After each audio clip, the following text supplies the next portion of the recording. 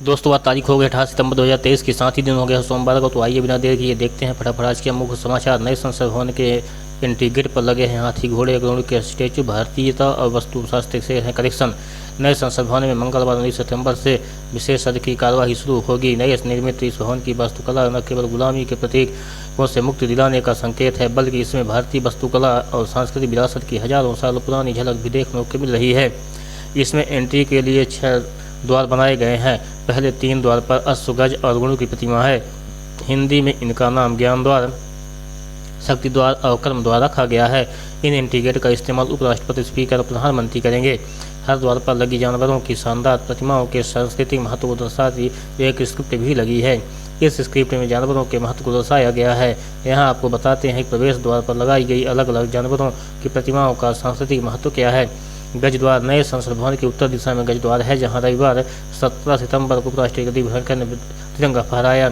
यहाँ लाल पत्थर से बनी गज यानी हाथी की 2 प्रतिमाएं लगी हैं, जो बुद्धि, संपदा, याददाश्त और बौद्धिकता का प्रतीक है। लोकतंत्र में चुने गए प्रतिनिधियों का प्रतीक भी हाथी को माना जाता है।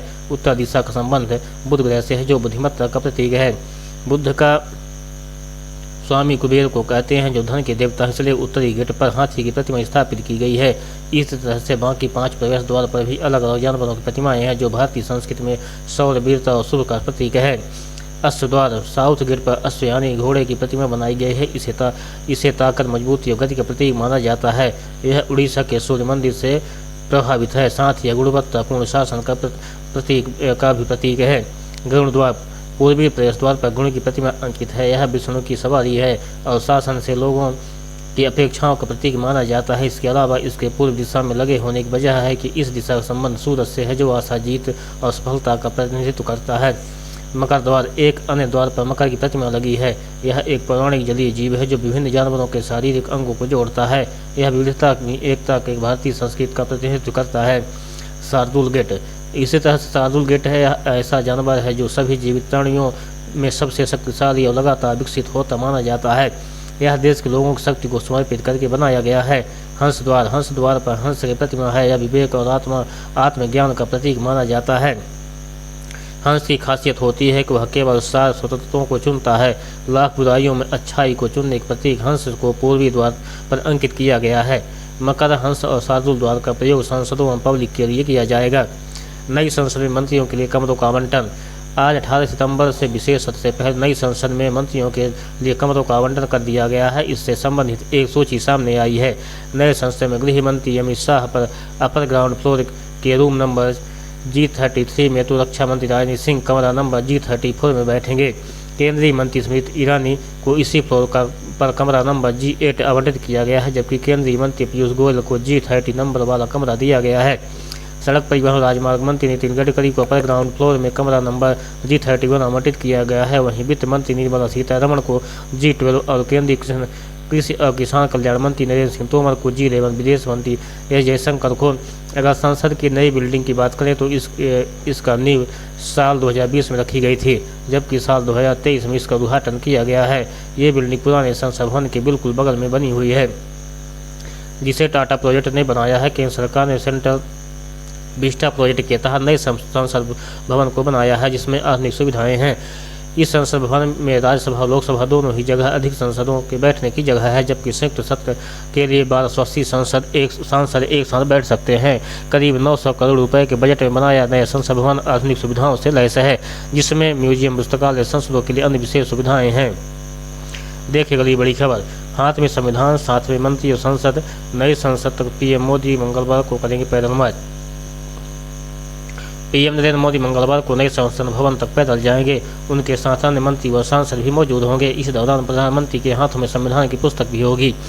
5 दिवसीय संसद के विशेष सत्र की शुरुआत आज से हुई है। आज पुरानी संसद में कामकाज हुआ। मंगलवार से लोकसभा और राज्यसभा कार्यवाही नई संसद में होगी। संसद की कार्यवाही को आज मंगलवार दोपहर तक के लिए स्थगित कर दिया गया है। दोपहर 2 बजे संसद की नई बिल्डिंग में लोकसभा की कार्यवाही 1:15 और राज्यसभा कार्यवाही 2:15 से शुरू होगी। देखिए अगली बड़ी खबर। चाहे आप इंडिया कहें या भारत, सुप्रिया सुले ने संसद में की पीएम मोदी की तारीफ। बीजेपी के 2 दिग्गज नेताओं को किया याद। संसद में विशेष सत्र के पहले दिन सोमवार को पुराने संसद भवन में लोकसभा में अपना आखिरी भाषण देते हुए प्रधानमंत्री नरेंद्र मोदी ने देश के पहले प्रधानमंत्री जवाहरलाल नेहरू से लेकर अपने पूर्ववर्ती पीएम मनमोहन सिंह के योगदान को सराहते हुए राष्ट्र निर्माण में सभी प्रधानमंत्रियों के योगदान को याद किया। पीएम मोदी ने 14-15 अगस्त 1947 को आधी रात में संविधान सभा में जवाहरलाल नेहरू द्वारा किए गए ऐतिहासिक भाषण डेस्टिनी को याद करते हुए कहा, पंडित नेहरू का वह भाषण हम सबको प्रेरित करता रहेगा। उन्होंने अपने संबोधन में संसद के 75 वर्षों के ऐतिहासिक योगदान को भी सदन के सामने रखा। पीएम मोदी के भाषण की सभी तारीफ कर रहे हैं। बारामती से राष्ट्रवादी कांग्रेस पार्टी एनसीपी सांसद सुप्रिया सुले ने भी पीएम मोदी की भाषण की तारीफ की। इसके साथ ही उन्होंने पीएम मोदी को उन 2 भाजपा नेताओं को याद दिलाई जिनका नाम लेना वो भूल गए। एनसीपी सांसद ने कहा, मैं आज प्रधानमंत्री के भाषण की सराहना करती हूं, जहां उन्होंने सराहना की कि संसद निरंतरता है।